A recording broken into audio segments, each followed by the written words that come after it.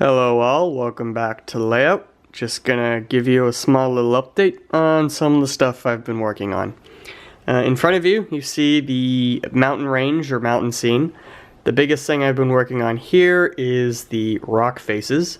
The method I use to make these rock faces is with tinfoil and Dram's water putty. I just kind of experimented with it.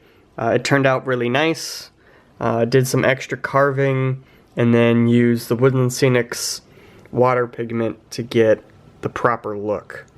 One thing I'm still playing around with is, adding the dirt and the trees and then adding snow as if it was either early fall or late spring and the snow's melting. Still working on making the snow shed for over the switch, and then the signals for over here will be on that snow shed. Moving down the line just a bit, the industrial park scene. The work completed on that is gluing down the styrene concrete base, and then as you can see here, because I did redesign the track plan, I opted to wire it accordingly so I could get proper block detection. So now this is a block over here. This is now a crossover instead of, it was technically a crossover before, but now it's operated by one switch machine address, two switch machines of course, and then here will be the other block. Here, I don't remember if I had this before, but there's a signal bridge here. I'm still toying with where exactly that'll be. There seems like a good place. Here seems like a decent place for a small maintenance of way yard. Should probably point out that I did put down gravel for the lumber yard. I'm gonna get some lighter gravel and finish this scene up. Still need to glue it and secure all the scenery. Coming over here, more vehicles, station's the same, still need to put in, the window, that sort of thing. Another thing I've been doing, the first thing I did really was I kept extending the ballast just a little bit here and there, all the way down. Still need to glue it into place and then figure out what I want to do over there. Chances are I will be able to make my car dealership fit over here, because I'm probably going to extend the fascia to right here to cover up my roller blinds, and then have some toggle switches that'll operate this switch right here. Still don't know what I'm going to do with that area. Just working on it, seeing what happens. There's another BLMA signal bridge right down there. And then over here, this is where the most obvious changes happened. I've added some grass mats, and then here, because I put a little too much paint, kind of by design, I added some fine ground turf to kind of break it up, give the scene a little more interest. Here is just a grass mat with some of the sidewalk, I want to say it's City Classic sidewalk, just glued down. Playing with the idea of having a sidewalk here and some chain link fencing and the such.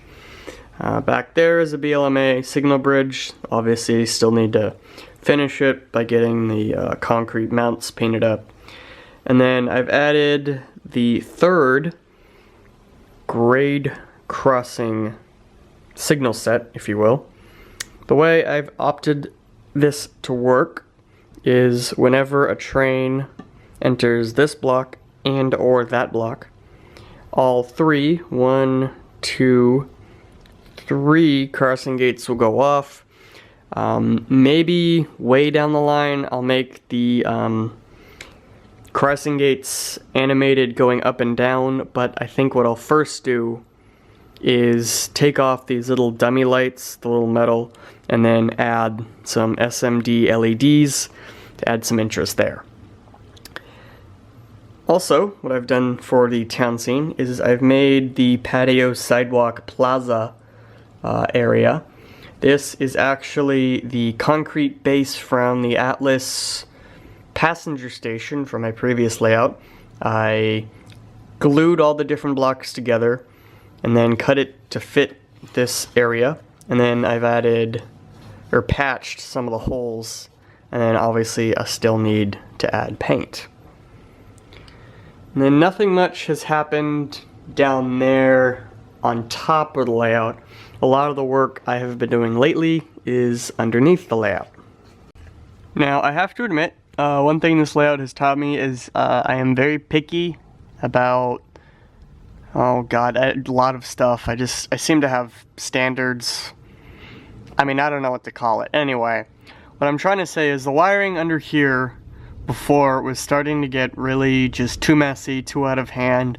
There was a lot of unnecessary wiring because I wasn't quite sure what I needed as far as wires, what I was going to do, and that kind of thing. So now that I've made final decisions in regarding the track plan, I went ahead and mostly rewired the bottom of the layout.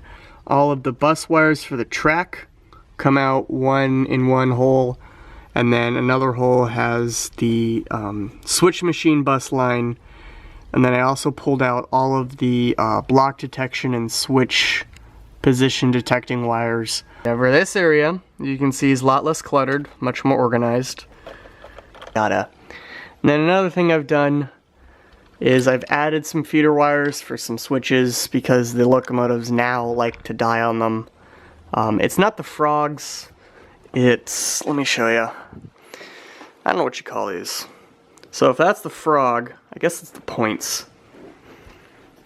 The engines will kind of get on here, this part, and then they'll die due to lack of electricity. So I scraped off the paint here and then soldered in some extra feeders. I had to do that for quite a few of the switches.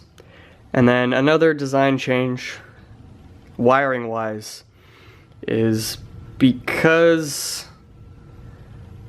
this all used to be, so the sidings and the spurs, including this, was all in the same bus line. I've broken that up, and then this will actually be my programming track.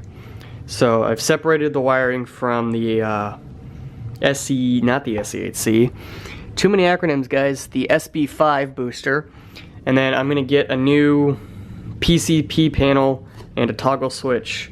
So when it's in one direction, it's just a siding, and then when I flip the switch, it'll be the program track, and that'll make life much easier because I'll have the computer here anyway, and the